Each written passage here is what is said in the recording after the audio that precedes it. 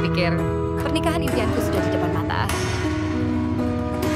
Namaku Amira. Aku bukan siapa-siapa. Setiap pagi, aku mendorong gerobak kecil berisi kue basah buatan ibuku ke pasar tradisional. Panas, debu, hujan, semua sudah biasa menempel di kulit tanganku yang kasar. Tapi aku suka hidupku. Sederhana, tapi penuh tawa. Aku tak pernah bermimpi hidup mewah.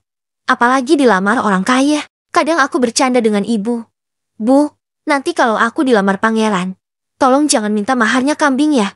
Mintalah kerbau sekalian. Kami akan tertawa keras sambil tetap membungkus kue Nagasari. Suatu sore saat hujan deras mengguyur, aku berteduh di bawah warung tutup. Di seberang jalan, seorang pria berdiri kebasahan tanpa payung. Wajahnya asing, tampan, dan rapi. Tapi yang paling mencolok adalah sorot matanya tenang, tajam, seolah menyimpan banyak cerita. Entah dorongan dari mana. Aku mengangkat payung satu-satunya milikku dan menyeberang. Mas, sini, pakai payungku. Enggak apa-apa. Dia menoleh cepat, lalu mengangguk singkat. Terima kasih, saya Malik. Amira, jawabku, sedikit kikuk. Aku tidak biasa bicara dengan pria berpakaian jas hujan semewah itu. Kami berjalan pelan ke halte, lalu ia pamit. Sebelum pergi, ia sempat menatapku agak lama, seperti menyimpan sesuatu yang belum selesai diucapkan. Aku kira itu cuma pertemuan biasa, seperti daun gugur yang tak akan kembali ke dahan. Tapi keesokan harinya, hidupku berubah total. Pagi itu, saat aku dan ibu sedang mengatur jajanan pasar, suara deru mobil mewah memecah keheningan gang sempit tempat kami tinggal. 3 mobil hitam berhenti di depan rumah. Semua tetangga mengintip di balik jendela. Dari mobil tengah, pria itu turun Tuan Malik. Kali ini memakai batik halus dan membawa bunga. Bukan satu, tapi seikat besar. Aku terpaku. Ibu Amira, katanya sopan kepada ibuku. Saya datang untuk melamar putri Anda. Jantungku seakan lupa cara berdetak. Dan saat ibu bertanya masih terbata karena syok apa yang akan dia jadikan mahar, pria itu menjawab tanpa ragu. 1 ton emas murni disimpan dalam 100 peti. Untuk Amira, yang rela memayungi orang asing. Tanpa pamrih, semua diam, termasuk aku. Dalam hati aku bertanya, apa ini awal dari kisah dongeng? Atau awal dari sesuatu yang akan menghancurkan hatiku nanti? Itu pertanyaan yang terus terngiang di kepalaku. Bahkan saat tangan Malik menyentuh kening untuk menaruh bunga melati, rasanya seperti mimpi yang terlalu wangi untuk nyata. Tetangga-tetangga sudah berkerumun, ada yang memotret, ada yang berbisik-bisik, tapi aku hanya berdiri kaku.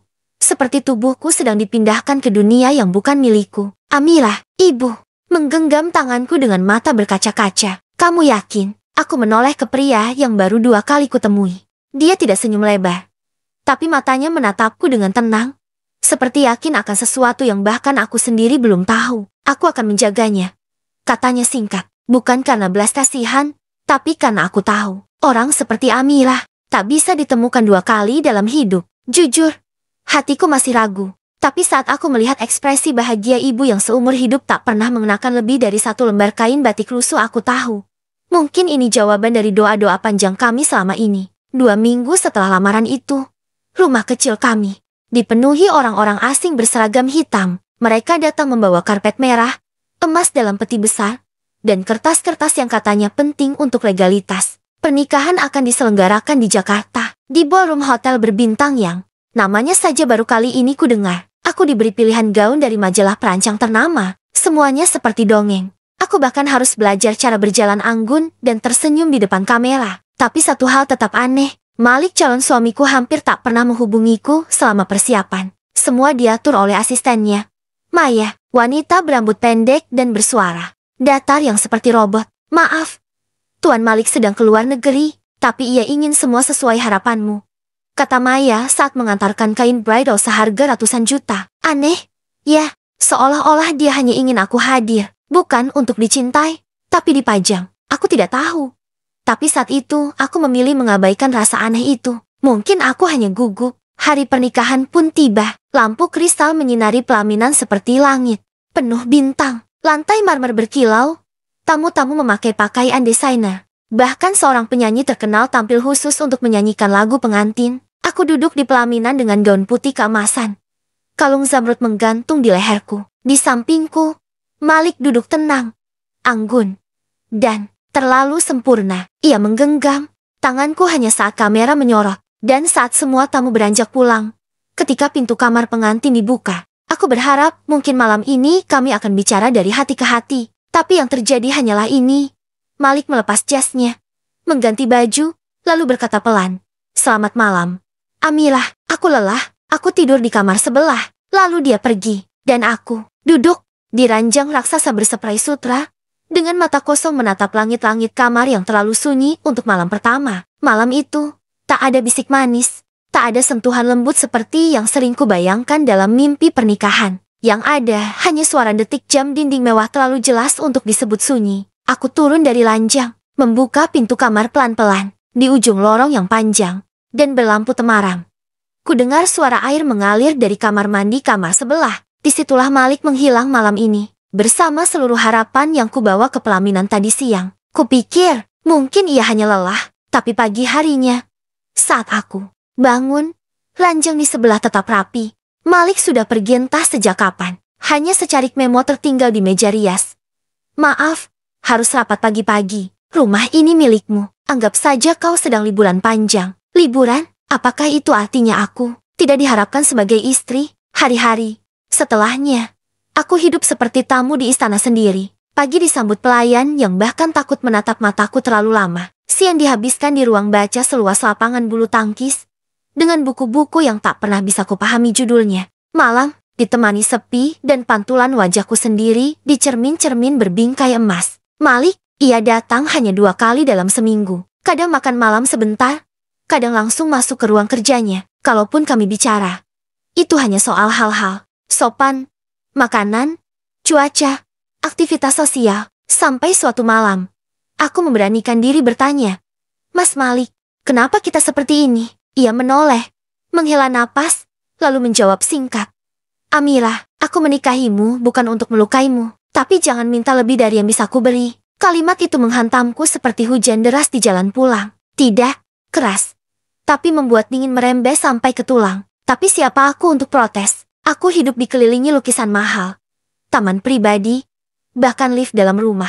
Foto pernikahan kami terpajang megah di ruang tengah. Teman-temanku di kampung memujiku lewat pesan singkat.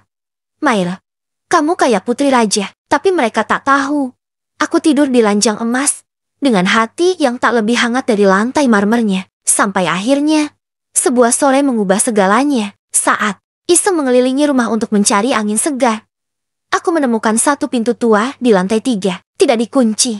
Saat ku buka, aroma kertas tua dan kayu menyergapku. Ruang kecil itu seperti perpustakaan pribadi. Dan di sanalah, di antara rak-rak penuh buku, aku menemukan sebuah kotak kayu kecil, berisi surat dan foto seorang wanita. Di balik fotonya tertulis nama Alia, dan surat itu membuat seluruh duniaku yang sunyi berubah menjadi serpihan ketakutan. Tanganku gemetar saat membaca baris demi baris. Tinta di atas kertas itu tampak tua, tapi masih jelas terbaca. "Untukmu yang selalu kucintai, Alia, maaf jika aku harus menikahi wanita lain hanya demi memenuhi wasiat keluarga. Hanya kamu yang akan selalu ada di hatiku selamanya. Aku menutup surat itu pelan-pelan, seolah takut kenyataan akan meledak jika aku terlalu cepat menelan maknanya. Alia, siapa dia? Dan mengapa Malik masih menyimpan foto dan surat ini? Bahkan setelah menikah denganku, aku mencoba menenangkan diri. Tapi hatiku seperti benang kusut yang terus ditarik dari segala arah. Aku ingin percaya bahwa aku tidak sedang menjadi pemeran pengganti, tapi surat itu tidak memberi ruang untuk harapan. Malam itu, aku tak tidur. Kupeluk diriku sendiri di pojok tempat tidur, bertanya-tanya, apa aku hanya perhiasan dalam pernikahan ini? Pajangan untuk memenuhi syarat wasiat. Keesokan paginya, Malik pulang lebih awal dari biasanya. Aku memberanikan diri duduk di meja makan. Bersamanya, diam-diam, aku menyimpan surat Alia dalam saku jubah tidurku. "Mau sarapan bersama, Mas?" tanya aku pelan. Mencoba bersikap normal. Ia mengangguk, tapi sikapnya tetap seperti biasa, tenang, dingin, dan menjaga jarak. Saat pembantu menyajikan teh, aku menatap matanya. "Mas, siapa Alia?" Tangannya yang sedang memegang sendok berhenti sejenak. Lalu ia meletakkannya perlahan di meja. "Kenapa kamu menanyakan itu?" Suaranya datar. Aku mengeluarkan surat dari saku, meletakkannya di meja, tidak dengan marah, hanya ingin tahu kebenaran. "Aku menemukannya di ruang atas." "Aku berhak tahu, kan?" Ia menarik napas panjang. Lalu, untuk pertama kalinya, aku melihat sesuatu yang seperti luka. Di balik wajahnya yang selalu tenang, Alia adalah masa lalu yang belum selesai. Lalu aku apa? Tanyaku pelan. Ia tak menjawab, hanya memandang keluar jendela, ke langit yang sedang mendung. Dan aku tahu, jawabannya sudah jelas. Aku adalah masa kini yang tidak pernah benar-benar dimulai. Hari-hari berikutnya, aku mulai menyadari sesuatu yang lebih menyakitkan. Semua orang di rumah ini tahu siapa Alia, tapi tidak ada yang pernah menyebutnya. Semua orang memperlakukanku baik, tapi hanya sebatas istri dalam catatan. Bukan di hati tuan rumah. Aku mulai menarik diri. Aku tidak marah. Hanya kecewa, bukan pada Malik, tapi pada diriku sendiri, yang terlalu mudah percaya bahwa satu tindakan kecil memayungi orang asing saat hujan bisa membawa cinta. Kini aku mengerti.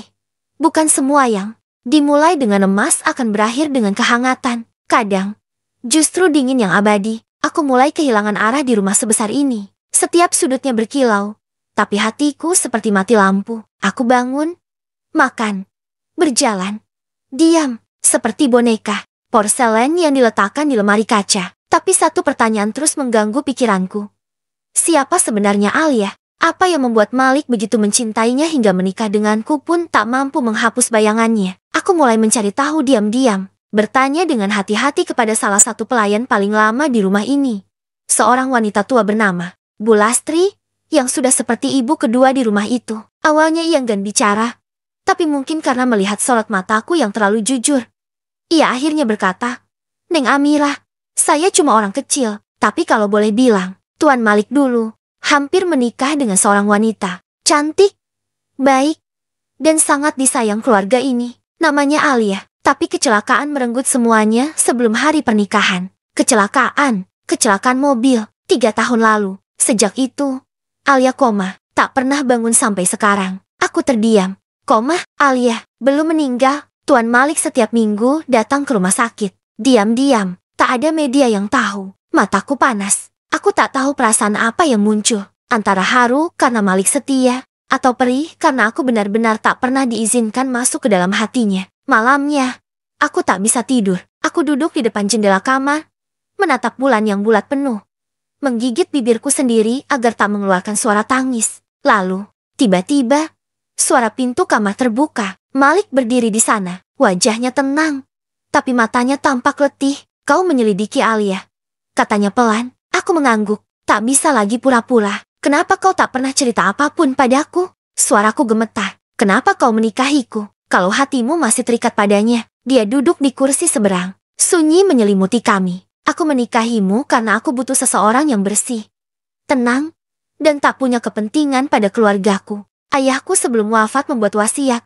Aku harus menikah sebelum usia 30 atau warisan perusahaan akan jatuh ke orang lain. Tapi, hatiku masih belum selesai dengan masa lalu. Lalu aku ini apa, Mas?" tanyaku, nyaris berbisik. "Penyelamat, pengganti, atau hanya syarat dalam surat warisan?" Dia menunduk. "Aku ingin menjadikanmu istri seutuhnya. Tapi aku belum bisa. Aku belum sembuh."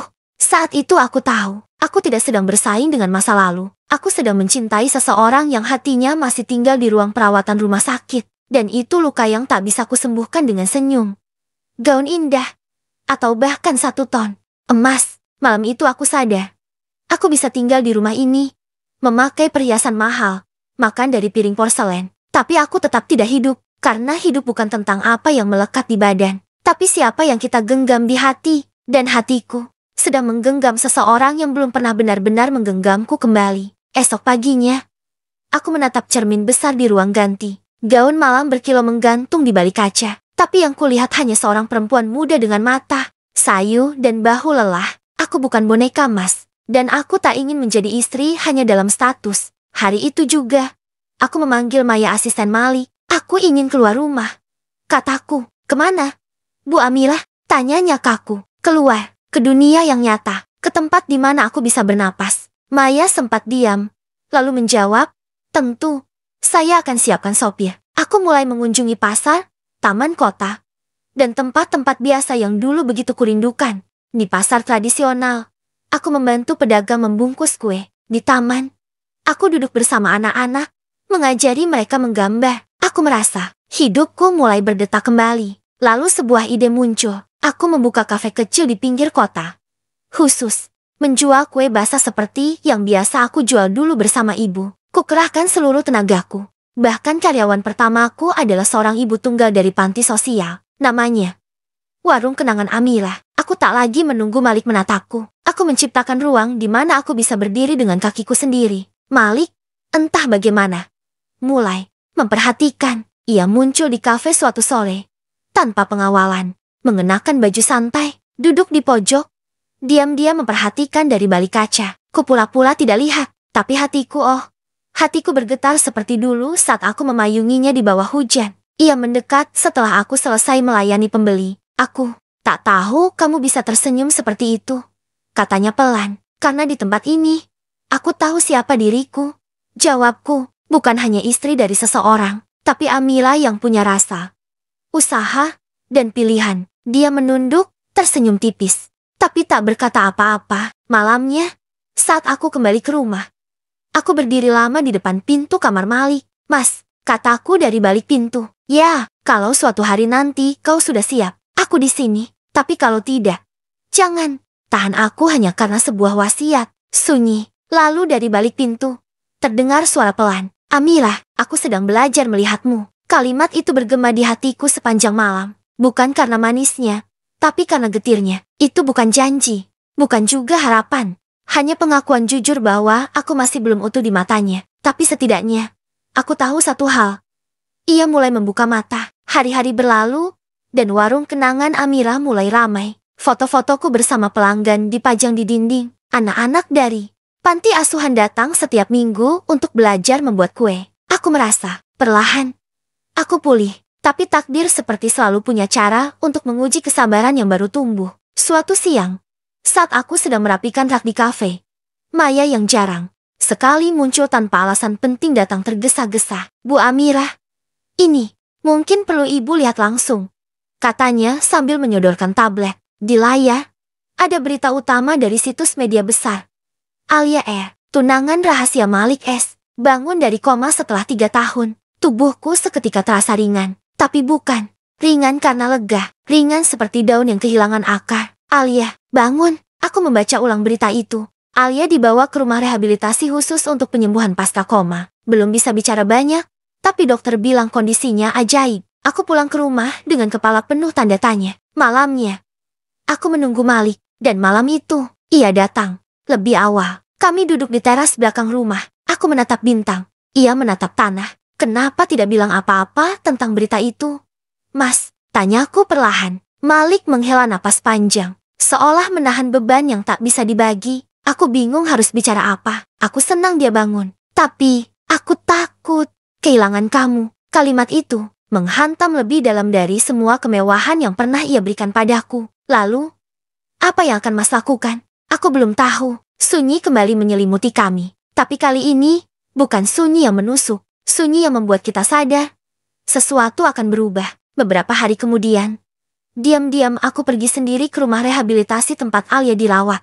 Aku butuh melihat sendiri bukan karena cemburu, tapi karena aku ingin tahu siapa perempuan yang telah mengisi hati suamiku begitu lama. Alia duduk di kursi roda di taman.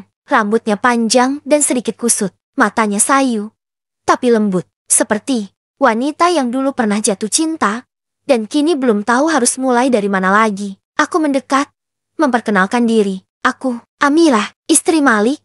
Alia menoleh. Matanya menatapku lama, lalu perlahan, ia mengangguk dan tersenyum. Akhirnya aku bisa melihatmu juga, katanya lirih. Malik sering cerita tentang wanita yang memayunginya saat hujan. Jantungku bergetar. Aku tahu, hatinya terbelah, tapi dia lelaki baik.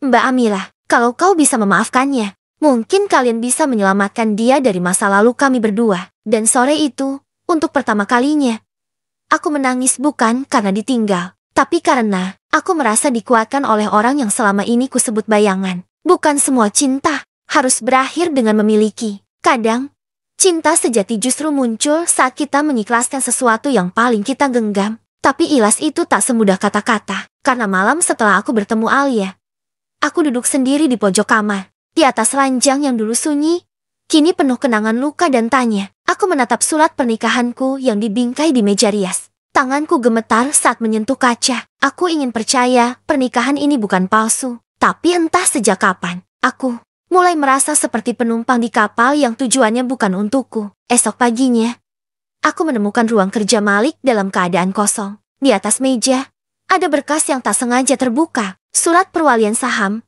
dokumen keluarga, dan sebuah draft perjanjian pranikah. Aku membacanya dengan tangan gemetar. Jika pernikahan berlangsung kurang dari 1 tahun, semua hak mahar akan ditarik kembali. Bahkan nama Amira tak akan lagi diakui dalam yayasan keluarga. Itu bukan surat cinta, itu perjanjian dagang. Air mataku tak keluar, tapi dadaku seperti dipaku dari dalam.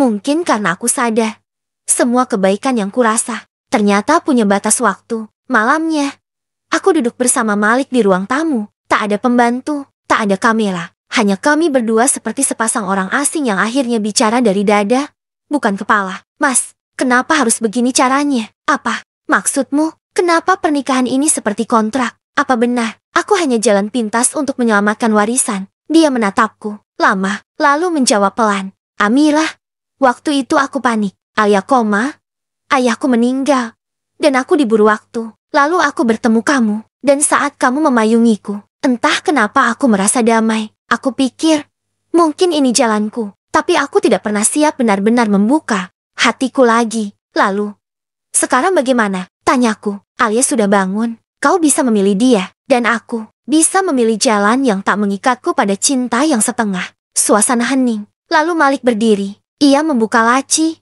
dan mengambil amplop. Ini surat pembatalan perjanjian pranikah. Kau bebas. Tak akan ada tuntutan apapun jika kau memilih pergi. Aku menatapnya, dan kalau aku tetap tinggal, maka kau tinggal sebagai perempuan yang berdiri sejajar denganku.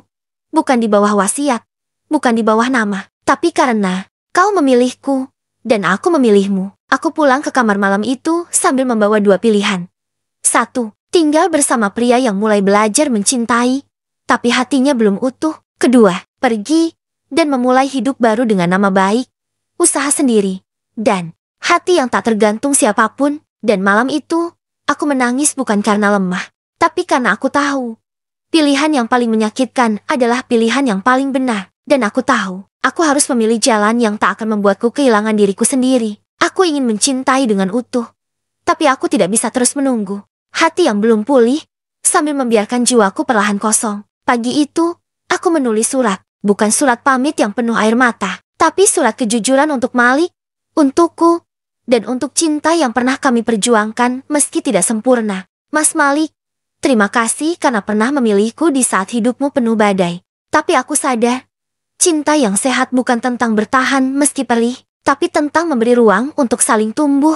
Aku tidak pergi karena benci. Aku pergi karena ingin tetap mencintaimu dari tempat yang tidak menyakitiku. Amira, kuselipkan surat itu di bawah cangkir teh di meja favorit Malik di taman belakang. Lalu aku berjalan keluar dari rumah yang dulu kupikir adalah istana. Kali ini tanpa koper besar, hanya 1 tas kain berisi beberapa baju, dan 1 hati yang akhirnya memutuskan untuk utuh kembali. Aku kembali ke warung kenangan Amira. Di sanalah aku merasa hidup. Di sanalah aku merasa berguna bukan karena harta atau status, tapi karena senyum orang-orang sederhana yang datang bukan untuk mengagumiku, tapi untuk bersamaku. Seminggu, 2 minggu, 3 minggu berlalu. Malik tak mencariku, atau mungkin dia tahu.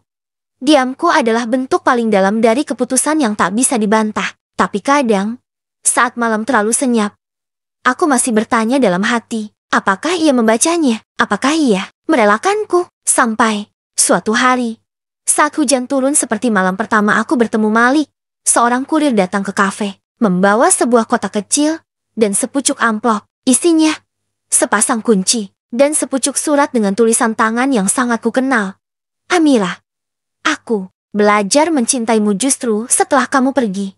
Tapi mencintaimu tidak berarti harus menahanmu. Ini adalah surat untuk rumah kecil di tepi danau, tempat di mana kamu bisa menulis, membuat kue, atau hanya mendengar suara hatimu sendiri. Tidak ada syarat, tidak ada kontrak, hanya hadiah dari seseorang yang pernah kamu ajari arti keikhlasan. Maaf karena aku terlambat belajar melihatmu. Malik, aku menangis.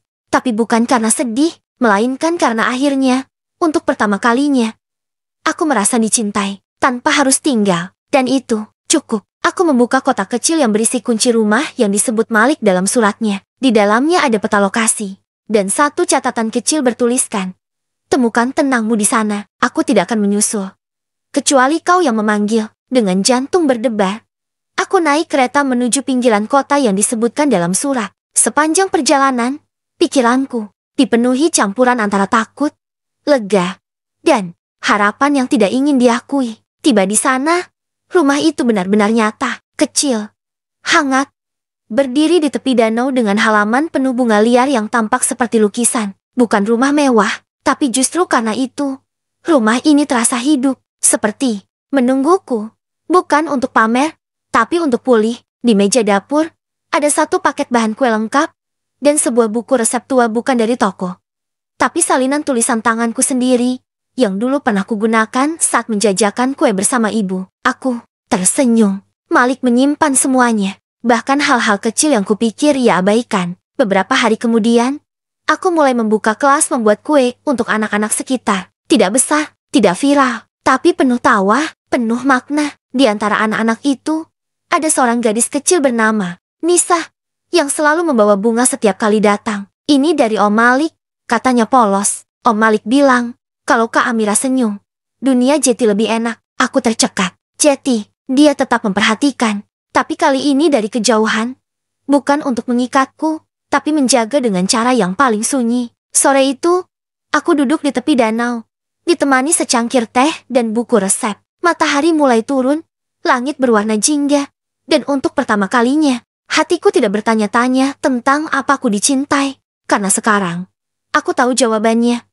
Aku dicintai bukan sebagai istri yang dipilih karena wasiat, tapi sebagai wanita yang dihargai karena keberaniannya pergi. Dan saat angin sore menyentuh pipiku, aku memejamkan mata, lalu tersenyum. Namun, hidup tak pernah sepenuhnya tenang, karena keesokan harinya, seseorang berdiri di depan pintu rumah kecilku. Bukan Malik, tapi Alia, dengan wajah tenang, dan suara yang pelan tapi penuh beban. Ia berkata, "Amira, aku tidak bisa melanjutkan hidupku sebelum bicara langsung denganmu. Tentang Malik, tentang kamu, tentang kami." Aku berdiri di ambang pintu, mematung. Alia tampak lebih pulih dari saat terakhir aku melihatnya. Wajahnya pucat, tapi tenang. Matanya masih lembut seperti dulu. Tapi ada sesuatu yang berbeda, seperti seseorang yang menanggung beban yang terlalu lama dipendam. Dengan suara pelan, aku mempersilakannya masuk. Kami duduk di ruang tamu kecil yang baru kemarin kurapikan. Tak ada pelayan, tak ada bunga mawar mewah, hanya dua perempuan duduk berhadapan. Dengan masa lalu di antara mereka, Alia menatapku lama, lalu ia membuka tasnya dan mengeluarkan satu foto. Di dalamnya, aku mengenali wajah Malik jauh lebih muda. Berdiri di samping Alia yang mengenakan baju rumah sakit. "Ini diambil sehari sebelum aku koma," katanya. Aku hanya diam. Mataku tak lepas dari senyum Malik di foto itu. Bukan senyum dingin seperti saat bersamaku di awal, tapi senyum hangat, jujur, penuh cinta. Alia melanjutkan, "Amira, aku dan Malik sudah merencanakan pernikahan. Tapi 1 minggu sebelum hari itu, kami bertengkar hebat. Bukan soal cinta, tapi soal keluarga." "Keluarga?" tanyaku pelan. Alia mengangguk. "Orang tua Malik tak pernah setuju padaku," katanya. "Aku tidak cukup baik, tidak punya darah bangsawan, tidak cocok berdampingan dengan nama besar keluarga Suryantara." Hatiku mencelos. Kata-kata itu terdengar familiar. Lalu, kecelakaan itu. Malam setelah pertengkaran itu, aku kabur dari rumah, menyendiri. Tapi saat pulang, mobilku tergelincir. Aku tidak ingat sisanya. Sampai aku bangun 3 tahun kemudian. Alia menatapku dalam-dalam. Matanya mulai berkaca-kaca. Waktu aku sadar Malik sudah menikah. Aku marah, tapi bukan karena cemburu, tapi karena aku tahu pernikahan itu bukan karena cinta, tapi karena paksaan. Dan kamu ada di tengah luka itu. Aku menarik napas panjang. Lidahku keluh. "Kenapa kamu kesini?" tanyaku akhirnya. Ia tersenyum kecil. "Getir, karena aku ingin kamu tahu. Malik mencintaimu, Amira, tapi dia terlalu takut untuk kehilangan 2 kali. Dia menyayangimu dengan caranya yang paling kaku. Kalau begitu, kenapa kamu bilang kita harus bicara?" Alia menggenggam tanganku. Hangat, tak ada dendam, hanya kelelahan dari cinta yang belum selesai. Karena aku akan pergi dari Jakarta. Aku ingin memulai hidup baru, jauh dari semuanya. Tapi aku tak bisa pergi tanpa mengatakan ini. Kamu bukan pengganti siapa-siapa. Kamu adalah awal baru yang Malik butuhkan. Tapi dia terlalu terluka untuk menyadarinya. Sore itu, setelah Alia pergi, aku duduk di tepi danau, menatap pantulan langit yang mulai gelap. Dan untuk pertama kalinya, aku bertanya, apakah aku siap kembali? Bukan karena diundang, tapi karena aku sendiri yang memilih. Karena mungkin, cinta itu bukan tentang siapa yang dulu datang lebih dulu, tapi siapa yang berani tinggal sampai akhir meski semua luka belum sembuh. Dan kali ini, aku memilih untuk tinggal, bukan karena tidak punya pilihan, tapi karena aku sudah mengenal luka. Dan aku tahu bagaimana merawatnya. 3 hari setelah kepergian Alia, aku berdiri di depan gerbang rumah Malik, rumah yang dulu terasa seperti istana kosong. Tapi hari ini, saat pagar terbuka dan langkahku menyusuri taman yang pernah sunyi, ada rasa baru yang ikut berjalan bersamaku. Keberanian. Malik tampak terkejut melihatku. Ia berdiri di teras, mengenakan kemeja putih sederhana, tidak lagi jas atau dasi. Matanya langsung mencari mataku, tapi tak langsung bicara. Seperti pria yang menunggu kabar dari langit, tapi takut mendengar jawabannya. Aku baca suratmu, katanya pelan, dan aku baca matamu. Jawabku, kami duduk, bukan lagi berseberangan seperti dulu, tapi di satu bangku panjang, menghadap ke taman belakang tempat di mana dulu aku merasa seperti hiasan. Amira, jangan minta maaf. Mas, potongku lembut. Aku datang bukan untuk mengulang luka, aku datang untuk memulai yang baru. Ia terdiam, lalu berkata, aku ingin belajar mencintaimu bukan karena kewajiban, tapi karena kehadiranmu, dan aku ingin bersamamu, bukan karena mahar 100 miliar. Tapi karena akhirnya aku tahu rasanya menjadi diriku sendiri dan kamu melihat. Itu, malam itu, kami tidak bicara banyak, tapi pelan-pelan, dinding yang dulu kokoh itu mulai retak. Kami mulai berbagi cerita, bukan hanya kesunyian. Kami berjalan di taman, tertawa kecil saat mendengar suara katak dari kolam. Kami makan malam tanpa pembantu, hanya mie rebus yang terlalu asin karena Malik salah baca takaran. Tapi malam itu, aku kenyang oleh kejujuran, bukan kemewahan. Hari demi hari berlalu, dan lambat laun, rumah ini bukan lagi museum kenangan, tapi tempat hidup, tempat tumbuh. Malik memperkenalkanku kembali sebagai istrinya bukan di majalah bisnis, tapi di acara sosial kecil tempat ibunya dulu sering hadir. Kali ini, bukan untuk syarat warisan, tapi karena katanya, aku ingin orang-orang tahu, aku beruntung dipilih oleh perempuan ini. Aku menangis malam itu, tapi bukan karena sedih, karena setelah semua luka, aku tidak hanya kembali ke rumah ini sebagai istri Malik, aku kembali sebagai perempuan yang tahu siapa dirinya, dan siapa yang pantas untuk ia temani sampai akhir. Tapi hidup bersama bukan sekadar tentang dua hati yang saling memilih. Ada dunia di luar rumah ini dan dunia itu belum tentu siap menerima kami kembali. Kabar tentang Amira yang kembali mulai menyebar pelan. Dan seperti yang kuduga, keluarga besar Suryantara tidak diam. Sore itu, kami diundang dalam pertemuan keluarga. Ruang pertemuan mewah di lantai atas hotel milik keluarga itu dipenuhi wajah-wajah yang dulu hanya kulihat dari jauh. Para paman, tante, sepupu, bahkan ibunda Malik, Bu Mariani yang dulu sangat dingin padaku, kini duduk di kursi utama, mengenakan gaun ungu tua. Saat aku melangkah masuk bersama Malik, semua mata memandang kami.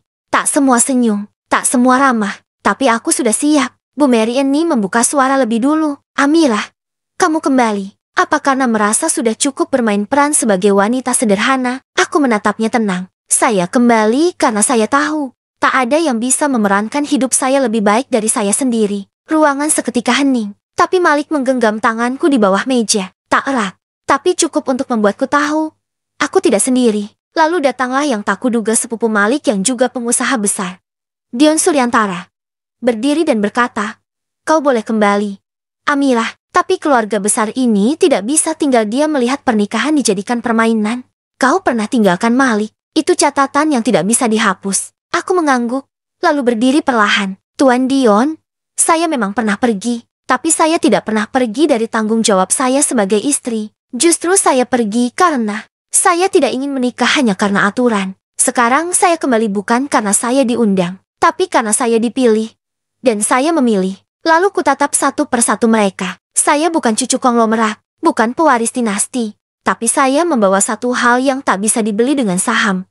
Ketulusan. Dan kalau itu tidak cukup, saya tidak butuh kursi di meja ini. Saya sudah punya tempat di hati suami saya. Ruangan kembali hening. Tapi kali ini, bukan karena kaku melainkan, karena perlahan, mereka mulai melihatku. bukan sebagai istri kontrak, tapi sebagai seseorang yang tahu harga dirinya. Bu Merini berdiri, wajahnya tetap dingin, tapi untuk pertama kalinya, dia mendekat dan menyentuh bahuku. Ketulusan kadang datang dari arah yang tak kita duga. Kau menang hari ini, Amirah, tapi yang lebih penting, kau membuatku kalah dari prasangkaku sendiri. Malam itu, aku dan Malik pulang ke rumah dengan senyum diam-diam, bukan karena kami mengalahkan siapa-siapa, tapi karena akhirnya, dunia yang dulu mengikat kami dengan syarat, kini mulai membuka tali dengan hormat. Dan aku tahu, besok, hidup mungkin akan tetap menguji kami. Tapi sekarang, aku tak lagi takut diuji, karena aku tahu siapa aku, dan siapa yang ada di sampingku. Dan saat seseorang tahu siapa dirinya,